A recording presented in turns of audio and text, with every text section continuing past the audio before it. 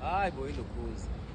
Hlaka 17 futhi kahle next week on a weekend. Hey, zawa nkosi yami. Le nkomo ziyangisida manje. Hayi. Ninsuku ihamba kancane. Mina sengifuna ukushada. Shada nini kanti insuku ihamba kancane nje.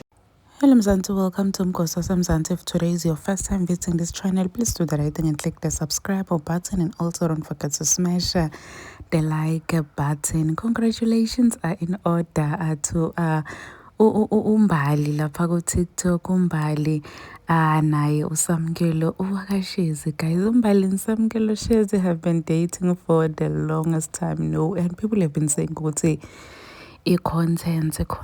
I don't know, lie. At first, I thought it was content. I believe that they are really dating. Until ngibona man ukuthi ay man.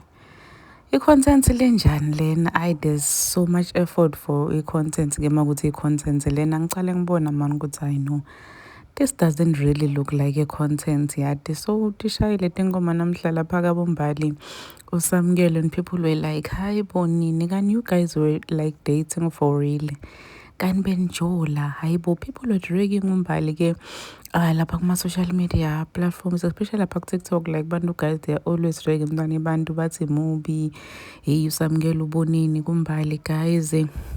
Lethando guys, lethando. It's so sad ukuthi bafana banishiya nibahle nipakile nimafika netebona banishiye abaye kulamantombazane lenini niwabukela phansi niwathathela phansi lenibona ngazuthi awafanele wona lokunhle mhlambe kufanele nini kuphela ngokuthi nimbuke umuntu nimjaje nimnyembenye nimbona mubi bese nentibone kungini lenibandle ngazuthi konke lokuhle ke kufanele nini. So one thing I like about this couple ukuthi abazange banakete into negative lebantu batishoko ngabo, especially uSamkelo Shem, he stood by Mbali's side. Ngisho noma abantu baloku bamdrega bathi hayi wena girlfriend yakho yibi, hayi wena yela lo muntu ngathi mfene. Guys, bambite amagama.